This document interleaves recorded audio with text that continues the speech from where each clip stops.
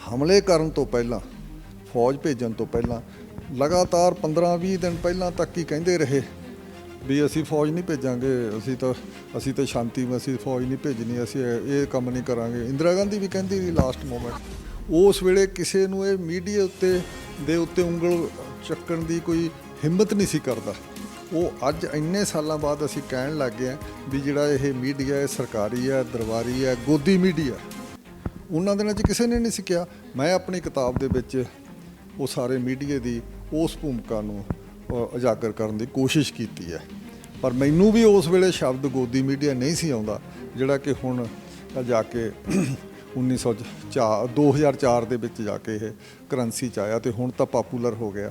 Embedded journalism ਤੋਂ ਇਹ ਬਾਅਦ ਸ਼ਬਦ ਜਿਹੜਾ ਗੋਦੀ ਮੀਡੀਆ ਸਾਡੇ ਬੋਲੀ ਦੇ ਵਿੱਚ ਆ ਗਿਆ। ਢਿੱਲਮਾਂ ਦੇ ਬੱਸ ਕਾਂਡ ਤੋਂ ਪਿੱਛੋਂ ਇਹਨੂੰ ਤਾਂ ਉਤਾਰਤਾ ਸੀ ਅਤੇ ਪ੍ਰੈਜ਼ੀਡੈਂਟ ਰੂਲ ਸੀ। ਫਿਰ ਕੀ ਕੀਤਾ ਇਹਨਾਂ ਨੇ? ਸੈਂਸਰਸ਼ਿਪ ਲਾਤੀ ਅਖਬਾਰਾਂ 'ਤੇ। ਕੋਈ ਖਬਰ ਬਾਹਰ ਨਹੀਂ ਸੀ ਜਾਂਦੀ, ਕਿਸੇ ਵੀ ਕਿਸਮ ਦੀ ਖਬਰ ਨਹੀਂ। ਅਤੇ ਅਸੀਂ ਜਿਹੜੇ ਉੱਥੇ ਰਿਪੋਰਟਰ ਸੀਗੇ, UNI, PTI, ਇੰਡੀਅਨ ਐਕਸਪ੍ਰੈਸ ਦਾ ਰਿਪੋਰਟਰ ਹੁੰਦਾ ਸੀ, ਟ੍ਰਿਬਿਊਨ ਹੁੰਦਾ ਸੀ ਅਤੇ ਹਿੰਦੁਸਤਾਨ ਟਾਈਮ ਦੇ ਹੁੰਦੇ ਸੀ, ਅਤੇ ਹੋਰ ਸਾਡੇ ਦਫ਼ਤਰਾਂ ਦੇ ਵਿੱਚ ਸਾਡੇ ਜਿਹੜੇ ਕਨੈਕਸ਼ਨ ਸੀ ਟੈਲੀਫੋਨ ਦੇ, ਲੈਂਡਲਾਈਨਾਂ ਹੁੰਦੀਆਂ ਸੀ, ਸਾਰੇ ਕੱਟਦੇ ਸੀ। ਸਾਰੇ ਸ਼ਹਿਰ ਦੇ ਕੱਟਦੇ ਸੀ, ਪੰਜਾਬ 'ਚ ਕੱਟਦੇ ਸੀ। ਕਿੰਨੀ ਦੇਰ ਪਹਿਲਾਂ ਕੱਟੇ ਗਏ ਘੱਲੂਘਾਰੇ ਤੋਂ? 3 ਤਰੀਕ ਨੂੰ ਸਵੇਰੇ 3 ਤਰੀਕ ਨੂੰ ਜਦੋਂ ਜੂਨ 1984 ਨੂੰ ਰਾਤ ਨੂੰ ਹਮਲਾ ਹੁੰਦਾ ਅਤੇ ਰਾਤ ਨੂੰ 3 ਤੇ 4 ਦੀ ਰਾਤ ਨੂੰ ਹਮਲਾ ਹੋਇਆ ਅਤੇ ਉਸ ਦਿਨ ਸਵੇਰੇ ਕੱਟਦੇ ਸੀ ਸਾਡੇ। ਸਵੇਰ ਵੇਲੇ ਅਸੀਂ ਇਸ ਕਰਕੇ ਅਸੀਂ ਖਬਰਾਂ ਭੇਜ ਨਹੀਂ ਸਕੇ। ਅਸੀਂ CRP ਦਾ ਉਦੋਂ ਇੱਕ ਦਿਨ ਪਹਿਲਾਂ CRP ਨੇ 7 ਘੰਟੇ ਗੋਲੀ ਚਲਾਈ ਸੀ ਦਰਬਾਰ ਸਾਹਿਬ 'ਤੇ, ਪਰਿਕਰਮਾ 'ਤੇ ਗੋਲੀਆਂ ਚੱਲਦੀਆਂ ਰਹੀਆਂ 7 ਘੰਟੇ। ਉਹਨੂੰ ਅਸੀਂ ਰਿਪੋਰਟ ਕੀਤਾ ਅਤੇ ਇਹਨਾਂ ਨੇ 2 ਘੰਟੇ ਦਾ ਸਾਰਾ ਇਹ ਆਪਰੇਸ਼ਨ ਉਲੀਕਿਆ ਸੀ ਫੌਜ ਨੇ, ਅਤੇ ਵੀ ਅਸੀਂ 2 ਘੰਟੇ 'ਚ ਖ਼ਤਮ ਕਰ ਦਾਂਗੇ। 72 ਘੰਟੇ ਲੱਗ ਗਏ, ਕਿਉਂਕਿ ਅੰਦਰੋਂ ਫਿਰ ਮੁਕਾਬਲਾ ਹੋਇਆ। ਜਨਰਲ ਸ਼ਬੇਗ ਸਿੰਘ ਦੀ ਸਟ੍ਰੈਟਜੀ ਅੰਦਰ ਚੱਲੀ, ਅੰਦਰੋਂ ਅਕਾਲ ਤਖਤ ਤੋਂ ਮੁਕਾਬਲਾ ਹੋਇਆ। ਪਰ ਨਾਲ ਇਹ ਹੋਇਆ ਵੀ ਅਕਾਲ ਤਖਤ ਤੋਂ ਸੰਤ ਦੀ ਜਿਹੜੀ ਸ਼ਹੀਦੀ ਹੈ ਉਹਦੀ ਅਨਾਊਂਸਮੈਂਟ 7 ਤਰੀਕ ਨੂੰ ਆਲ ਇੰਡੀਆ ਰੇਡੀਓ 'ਤੇ ਹੋਈ। ਅਸੀਂ ਤਾਂ ਸਾਰੇ ਆਪਦੇ ਘਰਾਂ 'ਚ ਬੈਠੇ ਸੀਗੇ, ਸਾਨੂੰ ਕਿਹੜਾ ਨਿਕਲ ਦਿੱਤਾ ਜਾਂਦਾ ਸੀ। ਅਸੀਂ ਤਾਂ ਰੇਡੀਓ 'ਤੇ ਸੁਣਿਆ ਵੀ ਸੰਤ ਸ਼ਹੀਦ ਹੋ ਗਏ ਆ, ਜਾਂ ਅਨਾਊਂਸ ਹੋ ਗਈ, ਉਹਨਾਂ ਨੇ ਕਿਹਾ ਸੀ ਸੰਤ ਮਾਰਿਆ ਗਿਆ, ਲੜਦਾ ਹੋਇਆ ਮਾਰਿਆ ਗਿਆ, ਇਹ ਹੋਇਆ। ਅਤੇ ਆਪਸ ਵਿੱਚ ਦੀ ਹੋਰ ਵੀ ਕਈ ਫਜ਼ੂਲ ਕਿਸਮ ਦੀਆਂ ਉਹਨਾਂ ਨੇ ਚਲਾਈਆਂ, ਜਿਵੇਂ ਜੀ ਸੰਤ ਨੂੰ ਮਾਰਨ ਲਈ ਬੱਬਰਾਂ ਨੇ ਸੰਤ ਨੂੰ ਮਾਰਤਾ। ਇਸ ਕਿਸਮ ਦਾ ਆਪਸ ਵਿੱਚ ਦੀ ਜਿਹੜੇ ਆਪਸ ਵਿੱਚ ਦੀ ਫਰਕ ਸੀ, ਉਹਨਾਂ ਨੂੰ ਵੀ ਬੜਾ ਇਹਨਾਂ ਨੇ ਹੱਕ ਕੀਤਾ। ਇਸ ਕਰਕੇ ਝੂਠ ਬਹੁਤ ਫੈਲਾਇਆ ਗਿਆ। ਪਰ ਇਹਦੇ ਨਾਲ 38 ਹੋਰ ਪੰਜਾਬ ਦੇ ਗੁਰਦੁਆਰਿਆਂ ਉੱਤੇ ਕਿਉਂ ਹਮਲਾ ਕੀਤਾ? ਸਤਿ ਸ਼੍ਰੀ ਅਕਾਲ। ਪੰਜਾਬ ਸਟਾਰ TV ਵੇਖ ਰਹੇ ਸਾਰੇ ਦਰਸ਼ਕਾਂ ਦਾ ਸਵਾਗਤ ਹੈ। ਮੈਂ ਹਾਂ ਕਮਲਰੀਤ ਕੌਰ। ਜੂਨ 1984 ਦਾ ਇਹੋ ਜਿਹਾ ਵਰਤਾਰਾ ਸੀ ਜੋ ਕਦੇ ਨਾ ਭੁੱਲਿਆ ਜਾ ਸਕਦਾ ਹੈ ਅਤੇ ਨਾ ਹੀ ਬਖਸ਼ਿਆ ਜਾ ਸਕਦਾ ਹੈ। ਜੋ ਜ਼ਖਮ 1984 ਵੇਲੇ ਸਿੱਖ ਕੌਮ ਨੂੰ ਮਿਲੇ ਨੇ, ਉਹ ਅੱਜ ਵੀ 37 ਸਾਲਾਂ ਬਾਅਦ ਵੀ ਉਸੇ ਤਰੀਕੇ ਦੇ ਨਾਲ ਰਸਤੇ ਨੇ। ਔਰ ਇਸ ਦੌਰ ਦੇ ਵਿੱਚ ਅੱਖੀਂ ਡਿੱਠੇ ਹਾਲ ਬਹੁਤ ਸੁਣੇ ਨੇ ਅਸੀਂ, ਬਹੁਤ ਕਿੱਸੇ ਸੁਣੇ ਨੇ, ਕਿਸ ਤਰੀਕੇ ਨਾਲ ਜੋ ਦਰਦ ਹੈ ਹੰਢਾਇਆ ਗਿਆ ਹੈ। ਜੋ ਪੀੜਤ ਨੇ ਉਹਨਾਂ ਨੇ ਆਪਣੀਆਂ ਕਹਾਣੀਆਂ ਬਾਖੂਬੀ ਬਿਆਨ ਕੀਤੀਆਂ ਨੇ। ਪਰ ਇੱਕ ਕਿਤਾਬ ਜੂਨ 1984 ਦੀ ਪੱਤਰਕਾਰੀ, ਜਸਪਾਲ ਸਿੰਘ ਸਿੱਧੂ ਜੋ ਕਿ ਸੀਨੀਅਰ ਪੱਤਰਕਾਰ ਨੇ, ਉਹਨਾਂ ਨੇ ਲਿਖੀ ਹੈ। ਉਸ ਦੌਰ ਦੀ ਪੱਤਰਕਾਰੀ ਦੀ ਗੱਲਬਾਤ ਅਸੀਂ ਕਰਾਂਗੇ। 1984 ਦੇ ਦੌਰ ਦੇ ਵਿੱਚ ਪੱਤਰਕਾਰੀ ਦੀ ਕੀ ਭੂਮਿਕਾ ਰਹੀ, ਔਰ ਇਸ ਕਿਤਾਬ ਦੇ ਵਿੱਚ ਬਖੂਬੀ ਇਹਨਾਂ ਨੇ ਬਿਆਨ ਕੀਤਾ ਉਹ ਸਾਰਾ ਸਾਕਾ 1 ਜੂਨ ਤੋਂ ਲੈ ਕੇ 6 ਜੂਨ ਤੱਕ। ਇਹਨਾਂ ਦੇ ਨਾਲ ਉਸ ਸਾਕੇ ਦੇ ਬਾਰੇ ਗੱਲਬਾਤ ਕਰਾਂਗੇ, ਕੀ ਕਾਰਨ ਰਹੇ ਨੇ, ਕੀ ਮੀਡੀਆ ਦੀਆਂ ਭੂਮਿਕਾਵਾਂ ਰਹੀਆਂ ਨੇ, ਔਰ ਆਖਰ ਇਹ ਦੁਖਾਂਤ ਕੀ ਜਿਹੜੇ ਆਪਣੇ ਪਿੱਛੇ ਦੁੱਖ ਹੈ, ਕੁਝ ਅੰਕੜਿਆਂ ਬਾਰੇ ਵੀ ਗੱਲਬਾਤ ਕਰਾਂਗੇ। ਸਰ ਬਹੁਤ ਬਹੁਤ ਸਵਾਗਤ ਹੈ। ਧੰਨਵਾਦ। ਸਰ, ਇੱਕ ਪੱਤਰਕਾਰ ਹੋਣ ਦੇ ਨਾਤੇ ਤੁਸੀਂ ਜੂਨ 1984 ਦੀ ਪੱਤਰਕਾਰੀ ਕਿਤਾਬ ਲਿਖੀ, ਔਰ ਅਸੀਂ ਬਹੁਤ ਸਾਰੇ ਚਸ਼ਮਦੀਦ ਗਵਾਹਾਂ ਨਾਲ ਵੀ ਗੱਲਬਾਤ ਕੀਤੀ ਜਿਨ੍ਹਾਂ ਨੇ ਆਪੋ ਆਪਣੇ ਦੁੱਖ ਦੱਸੇ, ਆਪਣੇ ਤਜਰਬੇ ਦੱਸੇ ਕੀ ਦੁਖਾਂਤ ਉਸ ਵੇਲੇ ਵਾਪਰਿਆ। ਇੱਕ ਪੱਤਰਕਾਰ ਹੋਣ ਦੇ ਨਾਤੇ ਉਸ ਦੌਰ ਦੀ ਰਿਪੋਰਟਿੰਗ ਤੁਸੀਂ ਕੀਤੀ ਹੈ, ਬਹੁਤ ਨੇੜੇ ਤੋਂ ਉਸ ਪੂਰੇ ਘਟਨਾਕ੍ਰਮ ਨੂੰ ਵੇਖਿਆ। ਕੀ ਲੱਗਦਾ ਹੈ ਤੁਹਾਨੂੰ ਕਿ ਇਸ ਦੇ ਪਿੱਛੇ ਕੀ ਕਾਰਨ ਰਹੇ ਹੋਣਗੇ ਆਖਿਰਕਾਰ? ਦੇਖੋ, ਇਹਦਾ ਕਾਰਨ ਪਹਿਲੇ ਗੱਲ ਤਾਂ ਸਭ ਤੋਂ ਵੱਡੀ ਗੱਲ ਤਾਂ ਇਹ ਹੈ ਵੀ ਜੂਨ ਜਿਹੜਾ 84 ਦਾ ਫੌਜ ਦਾ ਹਮਲਾ ਹੋਇਆ, ਦਰਬਾਰ ਸਾਹਿਬ ਉੱਤੇ ਉਹਨਾਂ ਨੇ ਫੌਜ ਭੇਜੀ, ਇਹ 220 ਸਾਲ ਬਾਅਦ ਗਿਆ। 220 ਸਾਲ ਪਹਿਲਾਂ ਅਹਿਮਦ ਸ਼ਾਹ ਅਬਦਾਲੀ ਨੇ 220 ਸਾਲ ਪਹਿਲਾਂ 1762-64 ਵਿੱਚ ਦਰਬਾਰ ਸਾਹਿਬ ਤੋੜਿਆ ਸੀ, ਹਮਲਾ ਕੀਤਾ ਸੀ, ਔਰ ਸਰੋਵਰ ਨੂੰ ਪੂਰਤਾ ਸੀਗਾ, ਇਹ ਸਾਰਾ ਕੁਝ ਕੀਤਾ ਸੀ। ਉਸ ਤੋਂ ਬਾਅਦ ਓਨੀ ਤਬਾਹੀ, ਉਸ ਕਿਸਮ ਦੀ ਬੇਹੁਰਮਤੀ ਤੇ ਬੇਅਦਬੀ ਇਹ 84 'ਚ ਜਾ ਕੇ ਹੋਈ। ਹੁਣ ਇਸ ਨੂੰ ਫਿਰ ਸਿੱਖਾਂ ਨੇ ਇਸ ਨੂੰ ਘੱਲੂਘਾਰਾ ਕਿਹਾ। ਘੱਲੂਘਾਰੇ ਦਾ ਮਤਲਬ ਹੁੰਦਾ ਵੀ ਜਿੱਥੇ ਤੁਸੀਂ ਫੌਜਾਂ ਦੀ ਲੜਾਈ ਹੁੰਦੀ ਆਪਸ ਵਿੱਚ ਦੀ, ਘੱਲੂਘਾਰੇ ਦਾ ਮਤਲਬ ਹੁੰਦਾ ਇਹ ਵੀ ਤੁਸੀਂ ਜਦੋਂ ਲੜਨ ਵਾਲੇ ਦੋਨੋਂ ਪਾਸੇ ਬਰਾਬਰ ਦੇ ਨਾ ਹੋਣ। ਜਿਵੇਂ ਛੰਭ ਜੌੜੀਆਂ ਦਾ ਘੱਲੂਘਾਰਾ ਹੋਇਆ ਤੇ ਜਿਹੜਾ ਪਹਿਲਾ ਘੱਲੂਘਾਰਾ ਗਿਣਿਆ ਜਾਂਦਾ ਸਿੱਖਾਂ ਦਾ, ਉਹਦੇ 'ਚ 7,000 ਤੋਂ 10,000 ਬੰਦਾ ਮਾਰਿਆ ਗਿਆ। ਉਦੋਂ ਸਿੱਖ ਬੱਚੇ ਬੁੱਢੇ ਤੇ ਆਪ ਵਹੀਰ ਇੱਕ ਤੁਰਿਆ ਜਾ ਰਿਹਾ ਸੀ। ਫੌਜ ਥੋੜ੍ਹਾ ਜਿਹਾ ਉਹਨਾਂ ਦੇ ਸਿੱਖ ਜਿਹੜੇ ਆਰਮਡ ਸੀਗੇ ਲੋਕ, ਉਹ ਵੀ ਨਾਲ ਸੀਗੇ। ਤਾਂ ਉਹ ਜਦੋਂ ਇਹੋ ਜਿਹੇ ਨਾਲ ਲੜਨ ਵਾਲੇ ਬੰਦਿਆਂ ਦੇ ਉੱਤੇ, ਨਾਨ ਕੰਬੈਟੈਂਟ ਉੱਤੇ ਜਦੋਂ, ਉਦੋਂ ਫਿਰ ਉਸ ਮੌਕੇ 'ਤੇ ਫਿਰ ਉਸ ਦਰਬਾਰ ਜਿਹੜਾ ਮੁਗਲ ਦਾ ਦਰਬਾਰ ਸੀਗਾ ਸਾਰਾ, ਲਾਹੌਰ ਦਰਬਾਰ ਨੇ ਜਦੋਂ ਹਮਲਾ ਕੀਤਾ ਤਾਂ ਜਸਪਤ ਰਾਏ ਲਖਪਤ ਰਾਏ ਸੀ ਸਾਰੇ ਉਹਨਾਂ ਨੇ। ਤਾਂ ਉਦੋਂ ਫਿਰ ਸਿੱਖਾਂ ਦਾ ਬਹੁਤ ਨੁਕਸਾਨ ਹੋਇਆ, ਬੱਚੇ ਔਰਤਾਂ ਬੁੱਢੇ ਸਾਰੇ ਮਾਰੇ ਗਏ ਕਾਫੀ। ਅਸੀਂ ਉਹਨੂੰ ਘੱਲੂਘਾਰਾ ਕਹਿੰਦੇ ਹਾਂ। ਜਦੋਂ ਲੜਾਈ ਨਾ ਸਿੱਧੀ ਹੋਵੇ ਤੇ ਆਮ ਹੀ ਸਧਾਰਨ ਬੰਦਿਆਂ ਉੱਤੇ ਹਮਲਾ ਹੋ ਜਾਏ। ਅੱਜ ਦਾ UNO ਦੇ ਮੁਤਾਬਕ ਗਲਤ ਹੈ, ਇੰਟਰਨੈਸ਼ਨਲ ਦੇ। ਦੂਜਾ ਘੱਲੂਘਾਰਾ ਕੋਪਰ ਹੀੜਾ ਦਾ ਹੋਇਆ, ਜਿਹੜਾ ਕਿ ਇੱਥੇ ਮਲੇਰਕੋਟਲੇ ਕੋਲ ਆ। ਉਹਦੇ 'ਚ 20,000 ਬੰਦੇ ਦੇ ਨੇੜੇ ਤੇੜੇ ਮਾਰਿਆ ਗਿਆ ਸੀ। ਅਸੀਂ ਇਸ ਦਰਬਾਰ ਸਾਹਿਬ ਦੇ ਹਮਲੇ ਨੂੰ ਤੀਜਾ ਘੱਲੂਘਾਰਾ ਕਹਿੰਦੇ ਹਾਂ, ਕਿਉਂਕਿ ਇਹ ਉਦਣ ਵੀ ਜਿਹੜਾ ਦਰਬਾਰ ਸਾਹਿਬ 'ਤੇ ਜਦੋਂ ਹਮਲਾ ਹੋਇਆ ਅੰਮ੍ਰਿਤਸਰ 'ਤੇ, ਤਾਂ ਉਸ ਵੇਲੇ ਗੁਰੂ ਅਰਜਨ ਦੇਵ ਜੀ ਦਾ ਸ਼ਹੀਦੀ ਦਿਨ ਸੀ। ਇਸ ਕਰਕੇ ਬਹੁਤ ਸ਼ਰਧਾਲੂ ਅੰਦਰ ਆਏ ਹੋਏ ਸੀ। ਲੜਨ ਵਾਲੇ ਬੰਦੇ ਥੋੜ੍ਹੇ ਸੀਗੇ ਅੰਦਰ, ਜਿਨ੍ਹਾਂ ਨੇ ਲੜਾਈ ਵੀ ਕੀਤੀ, ਅੰਦਰੋਂ ਮੁਕਾਬਲਾ ਕੀਤਾ ਅਕਾਲ ਤਖਤ ਦੇ ਸੰਤ ਦੇ ਨਾਲ। 100, 125, 150 ਤੋਂ ਵੱਧ ਬੰਦਾ ਅੰਦਰੋਂ ਲੜਨ ਵਾਲਾ ਨਹੀਂ ਸੀ।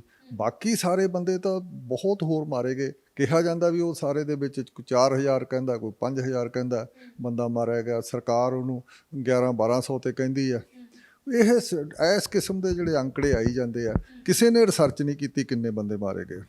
ਇਹ ਬਦਕਿਸਮਤੀ ਦੀ ਗੱਲਬਾਤ ਹੈ ਵੀ ਨਾ 47 ਵੇਲੇ ਵੰਡ ਦੇ ਵਿੱਚ ਪੰਜਾਬ ਵਿੱਚ ਉੱਧਰੋਂ ਉੱਧਰੀ ਕਿੰਨੇ ਮਾਰੇ ਗਏ, ਨਾ ਪਾਕਿਸਤਾਨ ਗੌਰਮੈਂਟ ਨੇ ਕੀਤਾ, ਨਾ ਇੰਡੀਅਨ ਗੌਰਮੈਂਟ ਨੇ ਕੀਤਾ। ਸਿਰਫ ਕਲੇਮ ਲੈਣ ਵਾਲੇ ਬੰਦਿਆਂ ਦੇ ਨਾਂ ਨੂੰ ਹੈਗੇ ਆ, ਇੰਨੇ ਲੋਕ ਹੈ, ਬਾਕੀ ਅੰਦਾਜ਼ੇ ਹੀ ਹੈ। ਇਸੇ ਕਰਕੇ ਕੋਈ ਕਹਿੰਦਾ ਜਦੋਂ 47 ਦੀ ਵੰਡ ਹੋਈ ਹੈ ਤੇ ਵੰਡ ਦੇ ਵਿੱਚ 10 ਲੱਖ ਬੰਦਾ ਮਰਿਆ, 1 ਮਿਲੀਅਨ ਮਰਿਆ। ਕੋਈ ਕਹਿੰਦਾ 5 ਲੱਖ ਮਰਿਆ, ਕੋਈ 3 ਲੱਖ।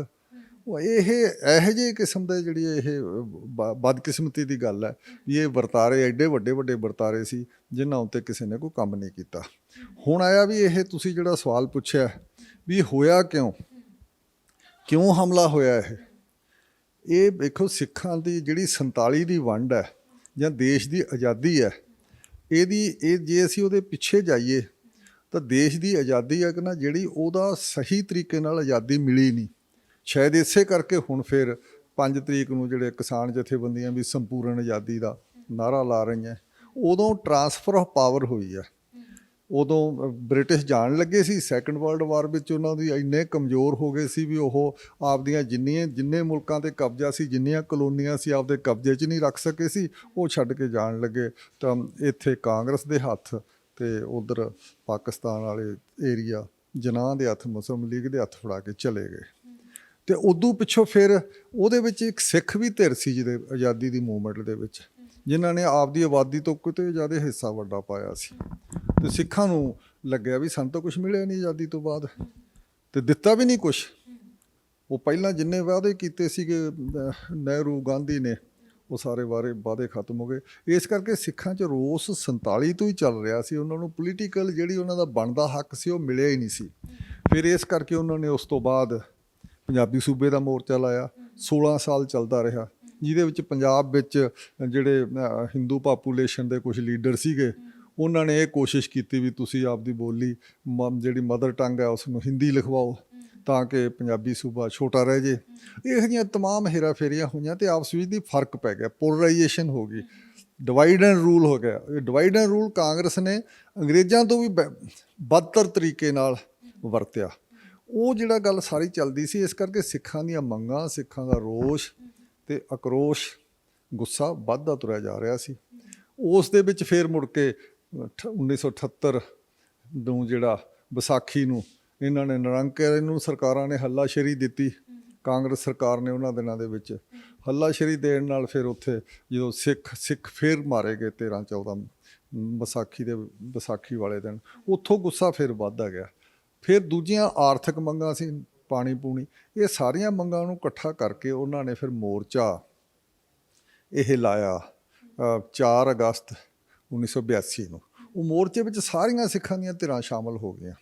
ਉਹਦੇ ਵਿੱਚ ਸੰਤ ਭਿੰਡਰਾਂ ਵਾਲਾ ਵੀ ਮਤਲਬ ਗਰਮ ਧਿਰ ਗਿਣੀ ਜਾਂਦੀ ਸੀ, ਉਹ ਵੀ ਸ਼ਾਮਲ ਹੋ ਗਿਆ ਧਾਰਮਿਕ ਲੈਵਲ ਤੇ। ਉਹਦੇ ਵਿੱਚ ਅਕਾਲੀ ਦਲ ਵੀ ਦੋ ਹਿੱਸੇ ਅਕਾਲੀ ਦਲ ਦੇ ਸੀਗੇ, ਉਹ ਦੋਨੋਂ ਸ਼ਾਮਲ ਹੋ ਗਏ। ਇਹ ਸਾਂਝਾ ਮੋਰਚਾ ਕਰਕੇ ਸ਼ੁਰੂ ਹੋਇਆ। ਉਹ ਮੋਰਚੇ ਦਾ ਇੰਚਾਰਜ ਜਾਂ ਡਿਕਟੇਟਰ ਸੰਤ ਹਰਚੰਦ ਸਿੰਘ ਲੌਂਗੋਵਾਲ ਸੀ। ਮੋਰਚਾ ਪੌਣੇ 2 ਸਾਲ ਦੇ ਨੇੜੇ ਤੇੜੇ ਚੱਲਦਾ ਰਿਹਾ। ਬੜੀਆਂ ਗ੍ਰਿਫਤਾਰੀਆਂ ਦਿੱਤੀਆਂ। ਗ੍ਰਿਫਤਾਰੀਆਂ ਦਾ ਕੋਈ ਸਰਕਾਰ ਨੇ ਅਸਰ ਨਹੀਂ, ਉਲਟਾ ਮੀਡੀਆ ਨੂੰ ਵਰਤ ਕੇ, ਜਿਹੜੀ ਤੁਸੀਂ ਮੀਡੀਆ ਦੀ ਭੂਮਿਕਾ ਕਹੀ ਹੈ ਵੀ ਬੜੀ ਨੈਗੇਟਿਵ ਭੂਮਿਕਾ ਸੀ, ਉਸ ਵੇਲੇ ਕਿਸੇ ਨੂੰ ਇਹ ਮੀਡੀਆ ਉੱਤੇ ਉਂਗਲ ਚੱਕਣ ਦੀ ਕੋਈ ਹਿੰਮਤ ਨਹੀਂ ਸੀ ਕਰਦਾ। ਉਹ ਅੱਜ ਇੰਨੇ ਸਾਲਾਂ ਬਾਅਦ ਅਸੀਂ ਕਹਿਣ ਲੱਗ ਗਏ ਹਾਂ ਵੀ ਜਿਹੜਾ ਇਹ ਮੀਡੀਆ ਇਹ ਸਰਕਾਰੀ ਹੈ, ਦਰਬਾਰੀ ਹੈ, ਗੋਦੀ ਮੀਡੀਆ। ਉਹਨਾਂ ਦਿਨਾਂ 'ਚ ਕਿਸੇ ਨੇ ਨਹੀਂ ਸਿੱਖਿਆ। ਮੈਂ ਆਪਣੀ ਕਿਤਾਬ ਦੇ ਵਿੱਚ ਉਹ ਸਾਰੇ ਮੀਡੀਆ ਦੀ ਉਸ ਭੂਮਿਕਾ ਨੂੰ ਉਜਾਗਰ ਕਰਨ ਦੀ ਕੋਸ਼ਿਸ਼ ਕੀਤੀ ਹੈ। ਪਰ ਮੈਨੂੰ ਵੀ ਉਸ ਵੇਲੇ ਸ਼ਬਦ ਗੋਦੀ ਮੀਡੀਆ ਨਹੀਂ ਸੀ ਆਉਂਦਾ, ਜਿਹੜਾ ਕਿ ਹੁਣ ਜਾ ਕੇ 2004 ਦੇ ਵਿੱਚ ਜਾ ਕੇ ਇਹ ਕਰੰਸੀ 'ਚ ਆਇਆ, ਤੇ ਹੁਣ ਤਾਂ ਪਾਪੂਲਰ ਹੋ ਗਿਆ। ਐਮਬੈਡਡ ਜਰਨਲਿਜ਼ਮ ਤੋਂ ਇਹ ਬਾਅਦ ਸ਼ਬਦ ਜਿਹੜਾ ਗੋਦੀ ਮੀਡੀਆ ਸਾਡੇ ਬੋਲੀ ਦੇ ਵਿੱਚ ਆ ਗਿਆ। ਇਸ ਮੀਡੀਆ ਨੇ ਇਹ ਗੱਲ ਖੜੀ ਕਰਤੀ ਵੀ ਪੰਜਾਬ ਜਿਹੜੇ ਸਿੱਖ ਹੈ ਉਹ ਦਰਬਾਰ ਸਾਹਿਬ ਵਿੱਚ ਅੰਦਰ ਉਹਦੀ ਬੇਹਰਮਤੀ ਕਰ ਰਿਹਾ। ਦਰਬਾਰ ਸਾਹਿਬ ਦੀ ਸੰਤ ਭਿੰਡਰਾਂ ਵਾਲਾ ਅੰਦਰ ਹਥਿਆਰਬੰਦ ਗਲਤ ਤਰੀਕੇ ਦੇ ਨਾਲ ਪ੍ਰਚਾਰਿਆ ਗਿਆ।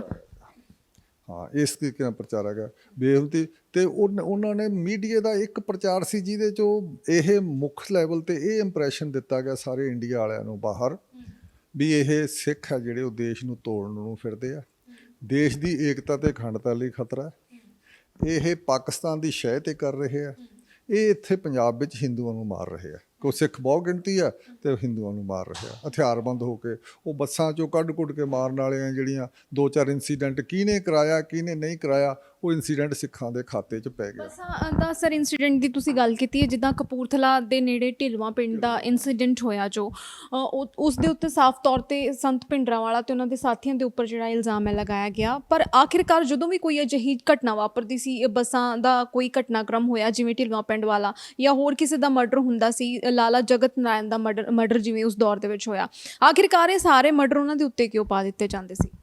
ਦੇਖੋ, ਸਾਰੇ ਮੀਡੀਆ ਜਿਹੜਾ ਵੱਡਾ ਮੀਡੀਆ ਸੀ ਉਹਨਾਂ ਦੇ ਵਿੱਚ ਆਲ ਇੰਡੀਆ ਰੇਡੀਓ ਵੱਡਾ ਮੀਡੀਆ ਹੁੰਦਾ ਸੀ, ਦੂਰਦਰਸ਼ਨ ਉਹਦਾ ਤਾਂ ਸਰਕਾਰੀ ਸੀਗੇ, ਸਰਕਾਰੀ ਬੋਲੀ ਬੋਲਦੇ ਸੀ। ਬਾਕੀ ਜਿਹੜਾ ਨੈਸ਼ਨਲ ਮੀਡੀਆ ਸੀ ਉਹ ਸਾਰਾ ਦਿੱਲੀ ਦੇ ਮੁਤਾਬਕ ਹੀ ਚੱਲਦਾ ਸੀ। ਜਦੋਂ ਦੇਸ਼ ਦੀ ਏਕਤਾ ਤੇ ਅਖੰਡਤਾ ਦੀ ਗੱਲ ਆ ਗਈ ਫਿਰ ਮੀਡੀਆ ਸਰਕਾਰ ਨਾਲ ਹੀ ਚੱਲੂਗਾ। ਅੱਛਾ, ਤੇ ਫਿਰ ਦੂਜਾ ਪੰਜਾਬ ਕੇਸਰੀ ਤੇ ਐਰਾ ਗਰੁੱਪ, ਪੰਜਾਬੀ ਦਾ ਕੋਈ ਪੇਪਰ ਹੀ ਹੈ ਨਹੀਂ ਸੀ। ਅਕਾਲੀ ਪੱਤਰਕਾ ਖਤਮ ਹੋ ਗਿਆ ਸੀ ਤਕਰੀਬਨ, ਉੱਥੇ ਬੰਦ ਅਰਗਾ ਸੀਗਾ ਉਹਨਾਂ ਦਿਨਾਂ ਵਿੱਚ। ਅਜੀਤ ਦੀ ਜਿਹੜੀ ਲਾਈਨ ਸੀ ਉਹ ਹਮੇਸ਼ਾ ਵਿਚਾਲੇ ਜਿਹੇ ਰਹੀ। ਤੁਸੀਂ ਮੰਨ ਸਕਦੇ ਹੋ ਵੀ ਉੱਥੇ ਮੋਰਚਾ ਲੱਗਾ ਹੋਵੇ 2 ਸਾਲ ਤੱਕ ਚੱਲਦਾ ਰਿਹਾ ਹੋਵੇ ਅੰਮ੍ਰਿਤਸਰ ਦੇ ਵਿੱਚ, ਉੱਥੇ ਇਹਨਾਂ ਦਾ ਆਫਿਸ ਨਹੀਂ ਸੀ ਹੁੰਦਾ, ਨਾ ਰਿਪੋਰਟਰ ਹੁੰਦਾ ਸੀ। ਏਜੰਸੀਆਂ ਦੀ ਖਬਰ ਨੂੰ ਲੱਥਾ ਕਰਕੇ ਟਰਾਂਸਲੇਟ ਕਰਕੇ ਅਜੀਤ ਲਾਉਂਦਾ ਹੁੰਦਾ ਸੀ। ਇਸ ਕਰਕੇ ਇਹ ਬਚ ਕੇ ਚੱਲਦੇ ਹੁੰਦੇ ਸੀ। ਸੋ ਮੋਟੇ ਲੈਵਲ 'ਤੇ ਇਹ ਸਾਰੇ ਦੇਸ਼ ਵਿੱਚ ਇਹ ਹਵਾ ਫੈਲਾ ਦਿੱਤੀ ਗਈ ਮੀਡੀਆ ਦੇ ਰਾਹੀਂ ਵੀ ਇਹ ਦੇਸ਼ ਨੂੰ ਤੋੜਨ ਨੂੰ ਫਿਰਦੇ ਆ ਤੇ ਬੜੀ ਵੱਡੀ ਸਾਜ਼ਿਸ਼ ਹੋ ਰਹੀ ਆ। ਫਿਰ ਇਸੇ ਕਰਕੇ ਸਾਰੀ ਆਪੋਜੀਸ਼ਨ, ਇੰਦਰਾ ਗਾਂਧੀ ਉਸ ਵੇਲੇ ਦੀ ਪ੍ਰਾਈਮ ਮਿਨਿਸਟਰ ਸੀ, ਉਹਦੇ ਪਿੱਛੇ ਆ ਖੜੀ ਵੀ ਇਹ ਤੁਸੀਂ ਜੀ ਛੇਤੀ ਫੌਜ ਭੇਜੋ, ਕਿਉਂ ਨਹੀਂ ਭੇਜਦੇ। ਅਡਵਾਨੀ ਨੇ ਆਪਣੀ ਕਿਤਾਬ ਮਾਈ ਲਾਈਫ ਮਾਈ ਸਟੋਰੀ ਦੇ ਵਿੱਚ ਸਾਰਾ ਮਾਈ ਕੰਟਰੀ ਮਾਈ ਲਾਈਫ ਦੇ ਵਿੱਚ ਉਹਨੇ ਸਾਰਾ ਲਿਖਿਆ ਵੀ ਅਸੀਂ ਬਕਾਇਦਾ ਸਾਰਾ ਕਈ ਡੈਪੂਟੇਸ਼ਨ ਲੈ ਕੇ ਗਏ ਇੰਦਰਾ ਗਾਂਧੀ ਕੋਲੇ ਵੀ ਛੇਤੀ ਫੌਜ ਕਿਉਂ ਨਹੀਂ ਭੇਜਦੇ। ਚਰਨ ਸਿੰਘ ਉਦੋਂ ਕਿਸਾਨ ਲੀਡਰ ਬਹੁਤ ਵੱਡਾ ਹੁੰਦਾ ਸੀ, ਪ੍ਰਾਈਮ ਮਿਨਿਸਟਰ ਵੀ ਰਿਹਾ ਥੋੜ੍ਹੀ ਦੇਰ, ਉਹ ਵੀ ਲੈ ਕੇ ਗਿਆ ਸਪੈਸ਼ਲ। ਤੇ ਇਸ ਕਰਕੇ ਮੋਟੇ ਲੈਵਲ 'ਤੇ ਗੱਲ ਇਹ ਬਣਦੀ ਹੈ, ਲੈਫਟ ਵਾਲੇ ਪਾਰਟੀਆਂ ਵਾਲੇ ਸਾਰੀ ਆਪੋਜੀਸ਼ਨ ਤੇ ਰੂਲਿੰਗ ਨੇ ਤਾਂ ਕਹਿਣਾ ਹੀ ਹੁੰਦਾ, ਉਹ ਤਾਂ ਚੱਲਣਾ ਇੰਦਰਾ ਗਾਂਧੀ ਦੇ ਮੁਤਾਬਕ ਸੀ ਵੀ ਇਹ ਹੋਇਆ ਵੀ ਤੁਸੀਂ ਜਲਦੀ ਤੋਂ ਜਲਦੀ ਫੌਜ ਭੇਜੋ। ਫੌਜ ਭੇਜੀ ਗਈ, ਫੌਜ ਦਾ ਮਾਹੌਲ ਤਿਆਰ ਹੋਇਆ। ਇਹ ਇਸ ਤਰੀਕੇ ਨਾਲ ਜਿਹੜਾ ਮਾਹੌਲ ਸਾਰਾ ਤਿਆਰ ਹੋਇਆ ਸੀਗਾ। ਇਹ ਪੁਰਾਣੀ policy C divide and rule ਵਾਲੀ, ਜਿਹੜੀ ਕਿ ਬੁਲਾਈ ਇੱਥੇ ਸਿੱਖਾਂ ਦੀਆਂ ਮੰਗਾਂ ਮੰਨਣ ਦੀ ਬਜਾਏ ਭੁਲਾ ਹੀ ਦਿੱਤੀਆਂ ਵੀ ਮੋਰਚੇ ਦੀਆਂ ਮੰਗਾਂ ਕੀ ਸੀ। ਉਦੋਂ ਪਿੱਛੋਂ ਅਨੰਦਪੁਰ ਸਾਹਿਬ ਦੇ ਮਤਾ ਦੇ ਉੱਤੇ ਲੱਗਿਆ ਸੀ ਮੋਰਚਾ। ਅਨੰਦਪੁਰ ਸਾਹਿਬ ਦਾ ਮਤਾ ਕਿਸੇ ਨੇ, ਨਾ ਅਕਾਲੀਆਂ ਨੇ ਨਾ ਕਿਸੇ ਨੇ, ਮੁੜ ਕੇ ਭੁਲਾ ਹੀ ਦਿੱਤਾ ਗਿਆ। ਸਰਕਾਰ ਨੇ ਵੀ ਨਹੀਂ ਉਹਦੇ ਗੱਲ ਕੀਤੀ ਕੋਈ ਬਾਅਦ 'ਚ। ਇਹ ਸਾਰਾ ਮਾਹੌਲ ਤਿਆਰ ਹੋਇਆ ਸੀ। ਇਹਦੇ ਉੱਤੋਂ ਹਮਲਾ ਹੋਇਆ।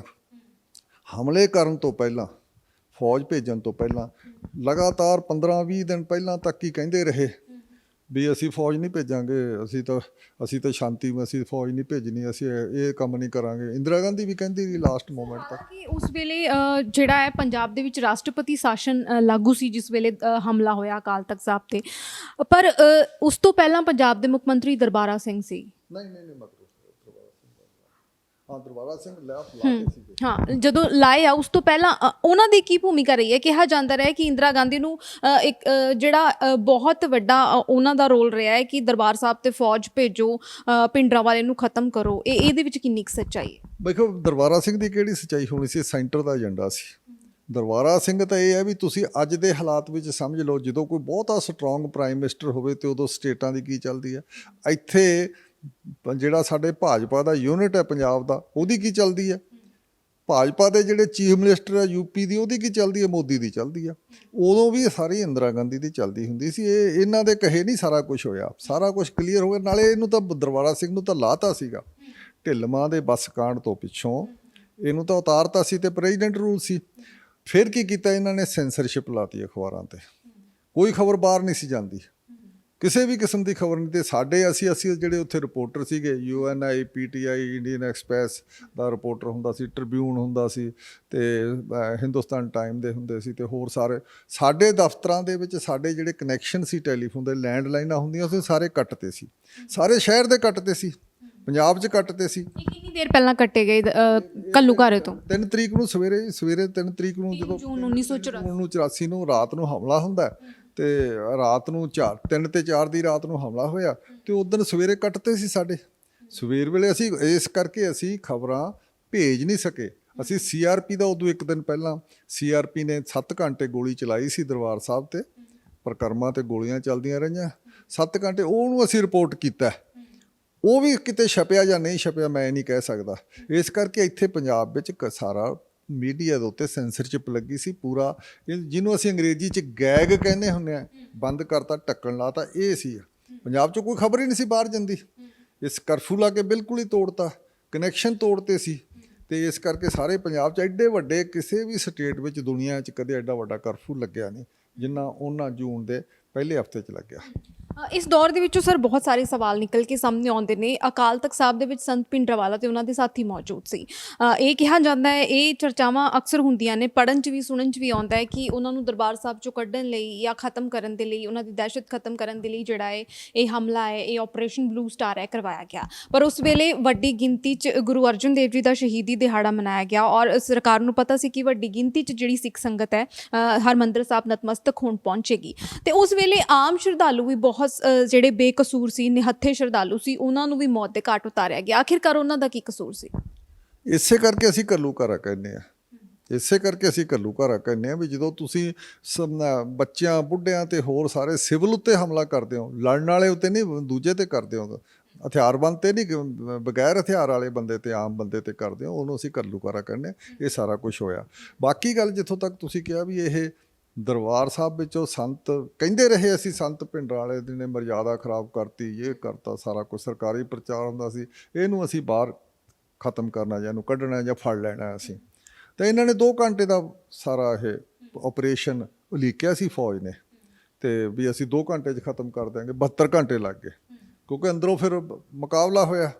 ਜਨਰਲ ਸ਼ਬੇਗ ਸਿੰਘ ਦੀ ਸਟ੍ਰੈਟਜੀ ਅੰਦਰ ਚੱਲੀ, ਅੰਦਰੋਂ ਅਕਾਲ ਤਖਤ ਤੋਂ ਮੁਕਾਬਲਾ ਹੋਇਆ। ਪਰ ਨਾਲ ਇਹ ਹੋਇਆ ਵੀ ਅਕਾਲ ਤਖਤ ਤੋਂ ਸੰਤ ਦੀ ਜਿਹੜੀ ਸ਼ਹੀਦੀ ਹੈ ਉਹਦੀ ਅਨਾਊਂਸਮੈਂਟ 7 ਤਰੀਕ ਨੂੰ ਆਲ ਇੰਡੀਆ ਰੇਡੀਓ ਤੇ ਹੋਈ। ਅਸੀਂ ਤਾਂ ਸਾਰੇ ਆਪਦੇ ਘਰਾਂ 'ਚ ਬੈਠੇ ਸੀਗੇ, ਸਾਨੂੰ ਕਿਹੜਾ ਨਿਕਲ ਦਿੱਤਾ ਜਾਂਦਾ ਸੀ। ਅਸੀਂ ਤਾਂ ਰੇਡੀਓ ਤੇ ਸੁਣਿਆ ਵੀ ਸੰਤ ਸ਼ਹੀਦ ਹੋ ਗਏ ਆ, ਜਾਂ ਅਨਾਊਂਸ ਹੋ ਗਈ, ਉਹਨਾਂ ਨੇ ਕਿਹਾ ਸੀ ਸੰਤ ਮਾਰਿਆ ਗਿਆ, ਲੜਦਾ ਹੋਇਆ ਮਾਰਿਆ ਗਿਆ, ਇਹ ਹੋਇਆ। ਤੇ ਆਪਸ ਵਿੱਚ ਦੀ ਹੋਰ ਵੀ ਕਈ ਫਜ਼ੂਲ ਕਿਸਮ ਦੀਆਂ ਉਹਨਾਂ ਨੇ ਚਲਾਈਆਂ, ਜਿਵੇਂ ਜੀ ਸੰਤ ਨੂੰ ਮਾਰਨ ਲਈ ਬੱਬਰਾਂ ਨੇ ਸੰਤ ਨੂੰ ਮਾਰਤਾ। ਇਸ ਕਿਸਮ ਦਾ ਆਪਸ ਵਿੱਚ ਦੀ ਜਿਹੜੇ ਆਪਸ ਵਿੱਚ ਦੀ ਫਰਕ ਸੀ, ਉਹਨਾਂ ਨੂੰ ਵੀ ਬੜਾ ਇਹਨਾਂ ਨੇ ਹੱਕ ਕੀਤਾ। ਇਸ ਕਰਕੇ ਝੂਠ ਬਹੁਤ ਫੈਲਾਇਆ ਗਿਆ। ਪਰ ਇਹਦੇ ਨਾਲ 38 ਹੋਰ ਪੰਜਾਬ ਦੇ ਗੁਰਦੁਆਰਿਆਂ ਉੱਤੇ ਕਿਉਂ ਹਮਲਾ ਕੀਤਾ? ਸਾਈਮਲਟੇਨੀਅਸਲੀ ਬਰਾਬਰ। ਸਵਾਲ ਇਹੀ ਹੈ ਸਰ ਕਿ ਅਕਾਲ ਤਖਤ ਸਾਹਿਬ ਚੋਂ ਭਿੰਡਰਾਂਵਾਲਾ ਤੇ ਉਹਨਾਂ ਦੇ ਸਾਥੀਆਂ ਨੂੰ ਕੱਢਣਾ ਸਰਕਾਰ ਦਾ ਮਕਸਦ ਸੀ, ਪਰ ਜਿਹੜੇ ਹੋਰ 38 ਜਿਹੜੇ ਧਾਰਮਿਕ ਸਥਾਨ ਨੇ, ਗੁਰਦੁਆਰਾ ਸਾਹਿਬਾਨ ਨੇ, ਉਹਨਾਂ ਨੂੰ ਕਿਉਂ ਨਿਸ਼ਾਨਾ ਬਣਾਇਆ ਗਿਆ? ਉੱਥੇ ਕਿਸ ਨੂੰ ਕੱਢਿਆ ਜਾਣਾ ਸੀ? ਹਾਂ, ਇਹ ਪੋਲੀਟੀਕਲ ਪਾਲਿਸੀ ਹੈ। ਮੈਂ ਇਹਦੇ ਬਾਰੇ ਹੁਣ ਇਸ ਇੰਨੇ ਛੋਟੇ 'ਚ ਗੱਲ ਲੰਬੀ ਨਹੀਂ ਕਰ ਸਕਦੇ, ਪਰ ਇਹ ਜਦੋਂ ਨੇਸ਼ਨ ਸਟੇਟ ਕੋਈ ਨੇਸ਼ਨ ਖੜੀ ਕਰਨੀ ਹੈ, ਦੇਖੋ ਜਿਹੜਾ ਹਿੰਦੂ ਰਾਸ਼ਟਰ ਖੜਾ ਕਰਨਾ ਮੋਦੀ ਨੇ ਅੱਜ ਤੱਕ ਦਾ, ਇਹਦੀ ਨੀਂਹ ਇੰਦਰਾ ਗਾਂਧੀ ਨੇ ਬੰਨੀ ਸੀ। ਉਹ ਵੀ ਵੱਡੇ ਹਿੰਦੂ ਕਲਚਰ ਤੇ ਹਿੰਦੂ ਬਹੁ ਗਿਣਤੀ ਦੇ ਬੇਸ ਉੱਤੇ ਇੱਥੇ ਉਹਨਾਂ ਨੂੰ ਨਾ ਰੱਖਣਾ ਚਾਹੁੰਦੀ ਸੀ। ਸਿੱਖਾਂ ਨੂੰ ਘੱਟ ਗਿਣਤੀ ਨੂੰ ਪਾਸੇ ਲਾ ਕੇ ਮੰਨ ਕੇ ਉਹਨੂੰ ਆਈਸੋਲੇਟ ਕਰਕੇ ਇਸ ਕਰਕੇ ਦੋ ਪਾਲਿਸੀਆਂ ਸਰਕਾਰ ਨੇ ਸ਼ੁਰੂ ਤੋਂ ਹੀ ਕੀਤੀਆਂ ਹੋਈਆਂ ਸੀ 47 ਤੋਂ ਬਾਅਦ ਹੀ। ਜਾਂ ਇਹਨਾਂ ਨੂੰ ਐਲੀਮੀਨੇਟ ਕਰੋ ਤੇ ਜਾਂ ਅਸਿਮੀਲੇਟ ਕਰੋ, ਜਾਂ ਤਾਂ ਇਹਨਾਂ ਨੂੰ ਖਤਮ ਕਰ ਦਿਓ ਤੇ ਜਾਂ ਤੁਸੀਂ ਇਹਨਾਂ ਨੂੰ ਸਮੋਲੋ ਨਾਲ। ਇਸੇ ਪਾਲਿਸੀ ਦੇ ਉੱਤੇ ਕੰਮ ਕਰਦੇ ਹੋਏ ਇਹਨਾਂ ਨੇ ਫਿਰ ਇਹ ਦੇਖਿਆ ਵੀ ਇਸ ਦਿਨ ਬਹੁਤ ਲੋਕ ਆਏ ਹੋਏ ਆ, ਤੇ ਤਾਂ ਕਿ ਵੱਡੀ ਸਰਕਾਰੀ ਦਹਿਸ਼ਤ ਪੈ ਜਾਵੇ, ਮੁੜ ਕੇ ਸਿੱਖ ਸਿਰ ਨਾ ਚੁੱਕ ਸਕਣ।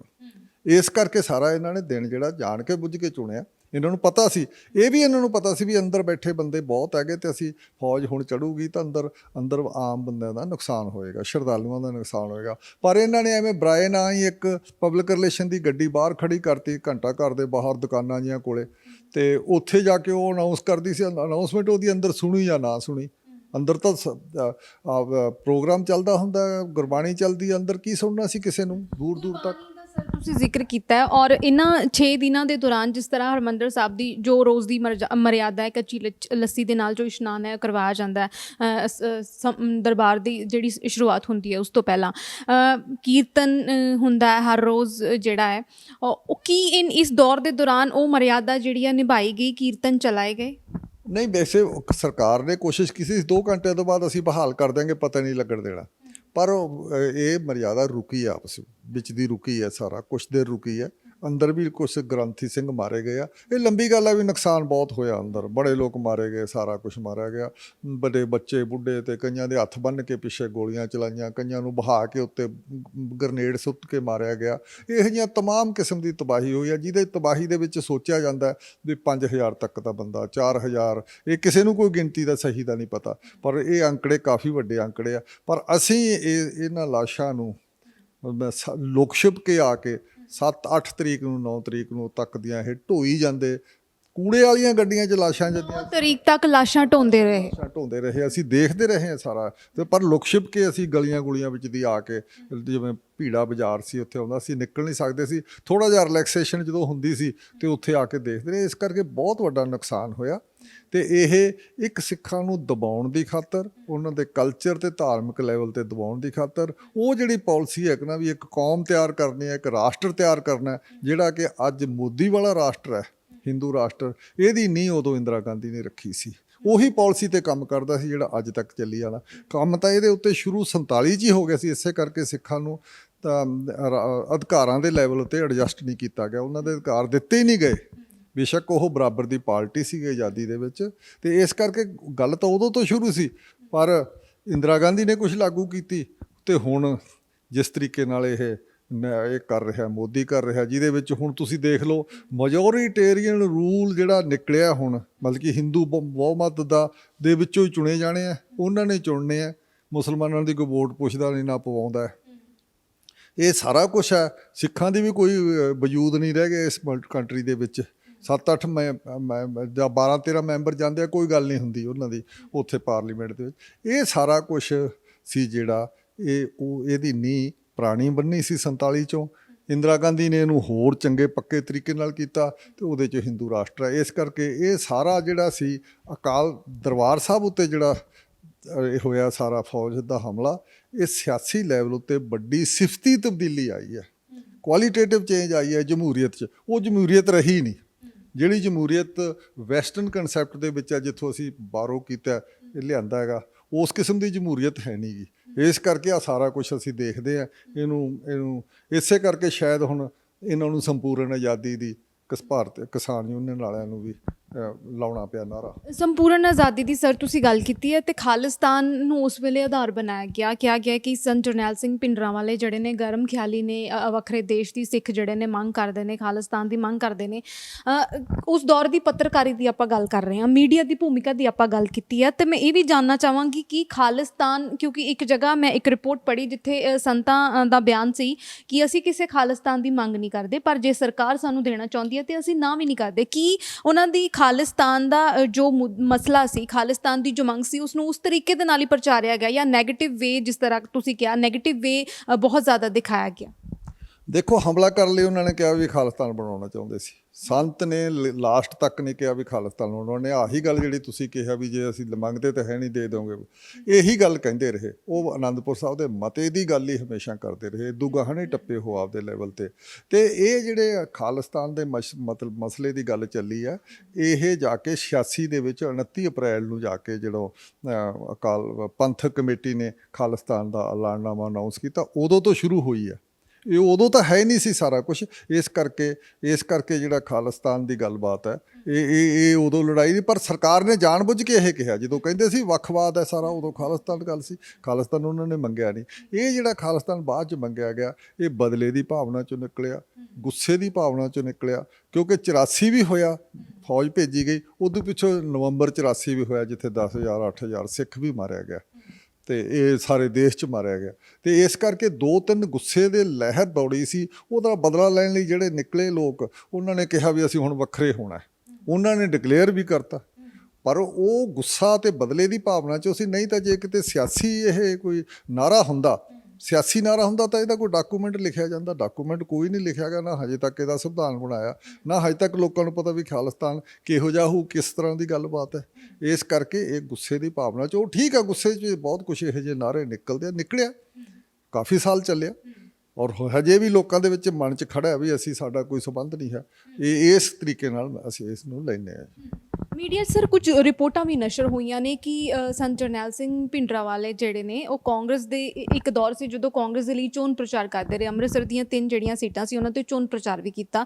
ਪ੍ਰਧਾਨ ਮੰਤਰੀ ਇੰਦਰਾ ਗਾਂਧੀ ਨੇ ਉਹਨਾਂ ਨੂੰ ਵਰਤਿਆ, ਤੇ ਉਸ ਤੋਂ ਬਾਅਦ ਜਦੋਂ ਬਾਗੀ ਹੋਏ ਤੇ ਉਹਨਾਂ ਦੇ ਨਾਲ ਇਹ ਸਭ ਕੁਝ ਹੋਇਆ। ਕਿ ਇਸ ਪੂਰੀ ਮਤਲਬ ਇਸ ਰਿਪੋਰਟ ਦੇ ਵਿੱਚ ਕਿੰਨੀ ਕੁ ਸੱਚਾਈ ਹੈ? ਦੇਖੋ, ਅਕਾਲੀਆਂ ਨੂੰ ਥੱਲੇ ਲਾਉਣ ਲਈ ਇੰਦਰਾ ਗਾਂਧੀ ਨੇ ਸਾਰਾ ਕੁਝ ਕੀਤਾ ਸੀਗਾ। ਅਕਾਲੀਆਂ ਨੂੰ ਥੱਲੇ ਲਾਉਣਾ ਸੀ।